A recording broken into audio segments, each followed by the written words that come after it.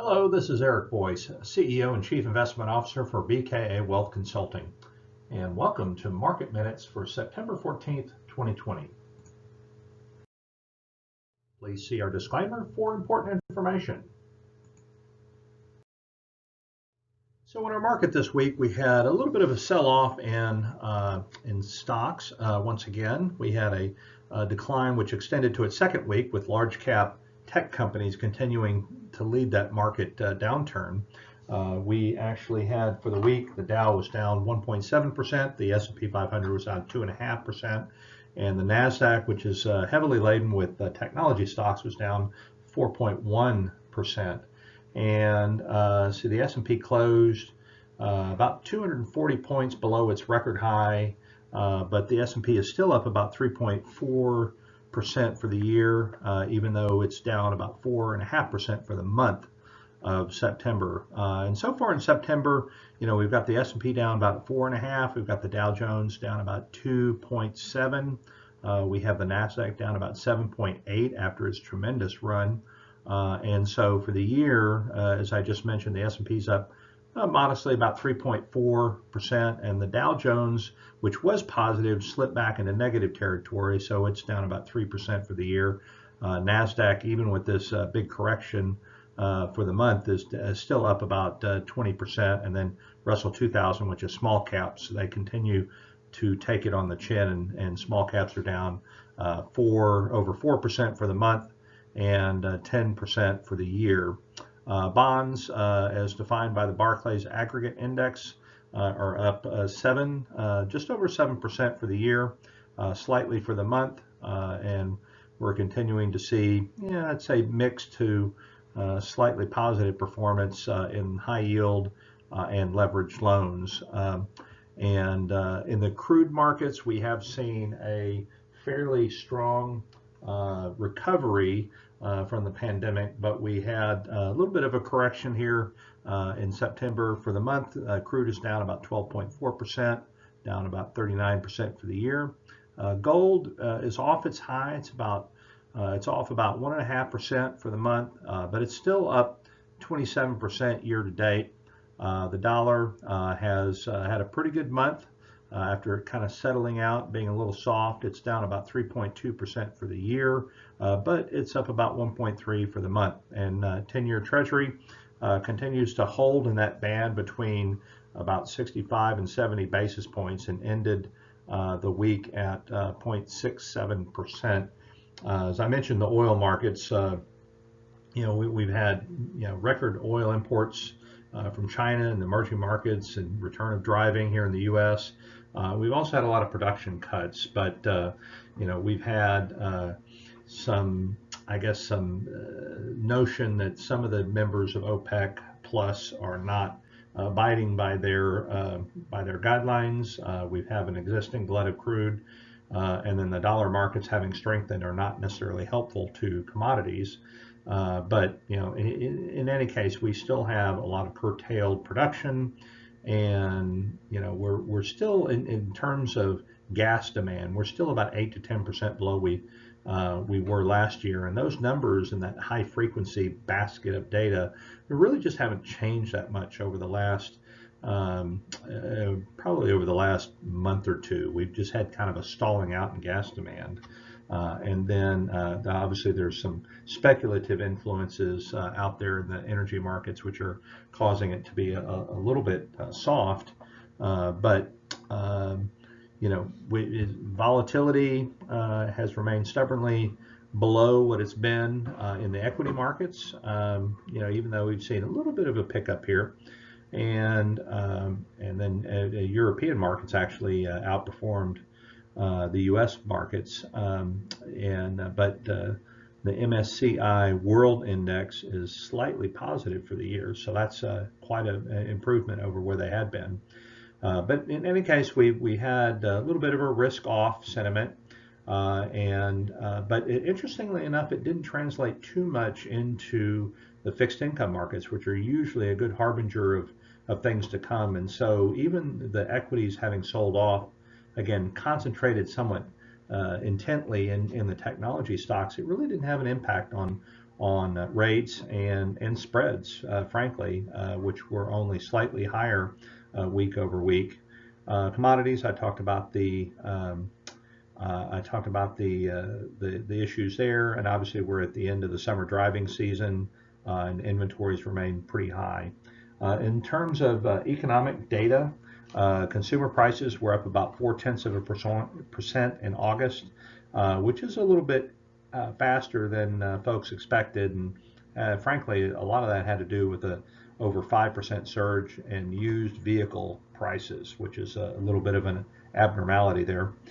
Inflation, excluding food and energy, is about up 1.7% annualized in August, and that's up from 1.2% year over year in May. And so job market continues to recover. However, the pace is slowing, so we need to monitor that. We know that small businesses are still struggling in large measure. And initial jobless claims were up about 884,000 last week. Interestingly, continuing claims actually ticked up to 13.4 million when they were expected to drop below 13 million. So that was an unwelcome development. But in any case, labor is better than it was, but it's still struggling a little bit. But just some basic observations here. S&P 500 price to earnings ratio for growth stocks is almost 30 times, and value at 17, based on next fiscal year's earnings. The Nasdaq, which has had all sorts of turbulence, positive and negative here lately, is trading about 28 times forward earnings. The S&P overall is at 20 times, which is not just intrinsically overvalued. It is above and probably close to fair value. But again, you got to understand that that there is a fairly narrow leadership there, and so you've got Facebook, Amazon, Apple, Microsoft, and Google are probably going to grow their revenue about 15% this year, and the other 495 companies could actually be down 5%. And so, basically, when you think about that, you've got a lot of companies. You have a few companies that are driving a lot of profitability, and you've got a lot of folks that are not driving profitability much at all. So growth continues to lead. We're obviously watching for a shift in that particular factor to where value might begin to perform a little bit better. In fact, the gap between growth and value hasn't been this wide in a long time. And I refer you to our charts of the week for a graphic that is very specific on that point. And in fact, if the economy continues to recover, value could actually recover as well. But if we wind up with a kind of a slow growth, low interest rate environment, which is highly possible, growth could continue to dominate quite a bit. But I'd say kind of turning to equities for a couple of observations here. The current sell-off is really driven by valuations and kind of overbought conditions, and the drop in prices doesn't appear to be tied to changing views about the trajectory of the economic recovery. There could be additional pressure out there, although I think the Fed policy should remain a positive for the equity markets, and certainly this inflation targeting rhetoric, or this policy change, if you will, that we saw last month is certainly a plus for the markets. And the other thing that's actually becoming clear to some degree is that investors are probably a little bit less concerned about the coronavirus and a little bit more concerned with the election. So that'll be interesting to monitor as we push closer to the magic date here, November 3rd. And again, refer you to our charts of the week. Daily new infection rates are going down. Even with schools opening, the 7-day moving averages for both daily new cases and daily deaths continues to go down, and so on and so forth. But that's very interesting developments. So mega cap technology stocks have hit the rough patch. And I think there have been several indicators, both fundamental and technical, that looked a little bit stretched. And I think valuations, especially in that cohort that's performed extremely well, have been elevated. But really, economic and macroeconomic policy, that backdrop hasn't changed really that much at all. We've got government bond yields that continue to be at extreme lows, and we really don't have room to drop to provide any economic or equity market relief if we run into a patch of stress here. Commodity markets, as we've already talked about, maybe showing a little bit of stress there as well.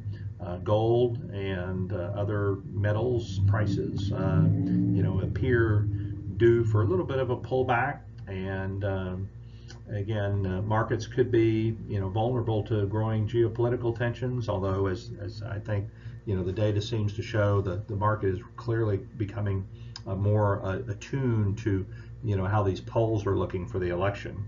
And I would just hazard to say that here in the next week, I'm going to labor to put together some thoughts on what the implications are for the election, and I can draw upon several different sources for that, but hopefully I'll be able to get that done in the next week.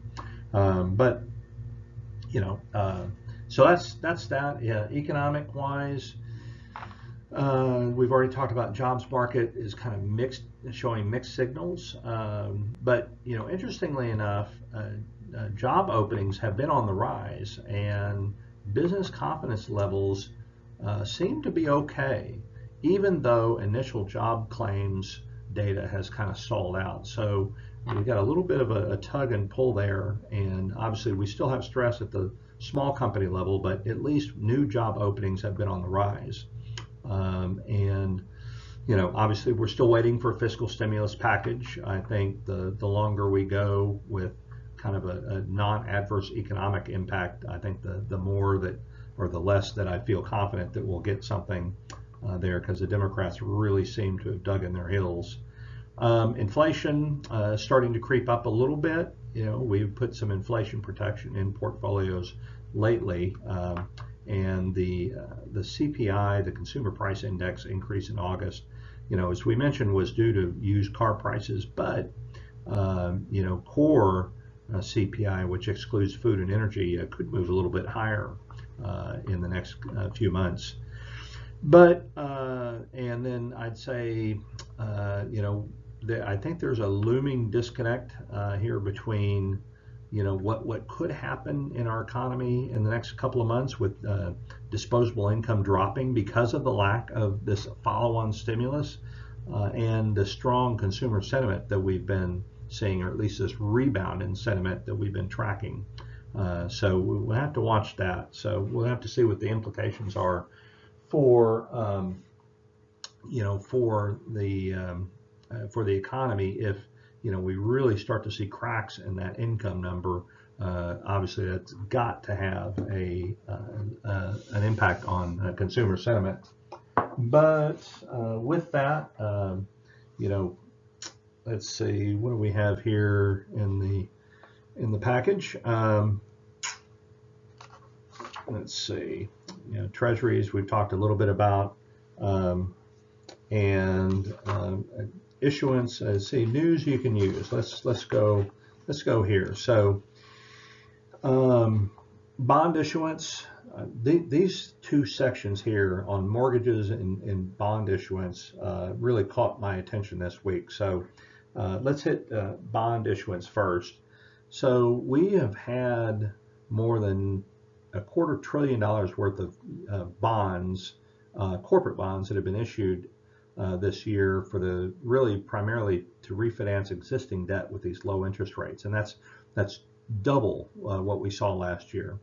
And then companies have sold essentially 2 times the value of bonds with a maturity of 20 years or 20 to 30 years, and 5 times the value of bonds with a maturity of 40 years. So companies are really taking advantage of not only the opportunity to refinance, but also extend that out, which, you know, from a company standpoint, certainly it helps to improve cash flow by making that payment smaller, by spreading it out over a longer period of time. But it's you know, it's also in providing a longer term indebtedness that we'll just have to track going forward. And a lot of these, good news is a lot of these bonds are fixed rate, so it's going to lock in low interest rates for a long time. So debt with more than 15 years of maturity was about a quarter of U.S. investment grade bonds 5 years ago. Now it's 30. The average yield on investment grade debt with that long 15-year maturity or more is about 3.1%. So that's pretty impressive. Now on the mortgage side, you know, lenders were they had issued over 1.1 trillion in home loans between April and June alone, 3 months, and lenders extended 2.5 trillion in home loans during all of 2019. And you know, we've had tremendous action in the real estate market. And I talked to you know, a lot of brokers here in Central Texas, and they're just having phenomenal experience thus far. Home sales were up 25% in July, which is the strongest month that has ever been recorded. Refinancings were up more than 200% from a year ago. And you know, we've got mortgage rates, you know, below 3%. Again, point you to charts of the week for some chart information on that. But you know what? It's just a very unusual and interesting situation that's going on in the market. And obviously, I think we still need to be cognizant of the risks associated with the election. Again, that's why I think it's important for us to be able to provide you some feedback on what that might look like, depending on whether, you know, the Democrats win the presidency and control the Senate, or if it's a split Congress with a Democratic president, or if it's simply the status quo. We're going to try to put some of that stuff together for you. So, but with that, I'm just kind of sifting through the data, and I'm not sure that there is a whole lot else that that we really need to chat about a whole lot here today. You know, we've talked about valuations, and you know, we've talked about the kind of the disconnect between the FANG stocks, if you will, and the other 495 stocks in the S&P 500 index. You know, I mean, we've got, you know, those FANG stocks have, you know, EBITDA margins, which are like operating profit margins of, you know, 29-30%, and the rest of the companies in the index are below 20. And so that's, you know, that's one reason why we're seeing a lot of outperformance. And, you know, interestingly enough, and this is also in the chart pack, but we have a lot more interest from individual investors than we ever have. And we have ways for individual investors to get involved in the market that we didn't have. I mean, we have Robinhood and things like that, where people can literally buy, you know, almost fractional shares of things and be involved in the market that way. But really, that's about it from the data side. You know, there's you know, we still are, you know, monitoring the labor situation. We're still monitoring the high frequency data situation. And, you know, things have kind of stalled out. We've got a back to school thing going on. We've had some tick up in coronavirus cases in college towns, which, you know, might have been expected. But, you know, again, you know, the data still seems to conform to this notion that we're just going to have this kind of Nike swoosh related recovery. You know, there are risks on the horizon, with regard to the election and what happens in the aftermath, I really can't imagine with an economy that's just kind of moving along a little bit that anybody in DC would want to put a lot of stress on that by imposing a much higher tax regime. Could happen. I don't necessarily see it, although I think we should all be preparing for the possibility of having a slower growth type of economy for some time. But anyway, well, that's about it for this week. Free to reach out if you have any questions or comments, and love to hear from you. Our information that's provided on the screen. Hope you have a safe week and hope you have a great week, and look forward to seeing you soon.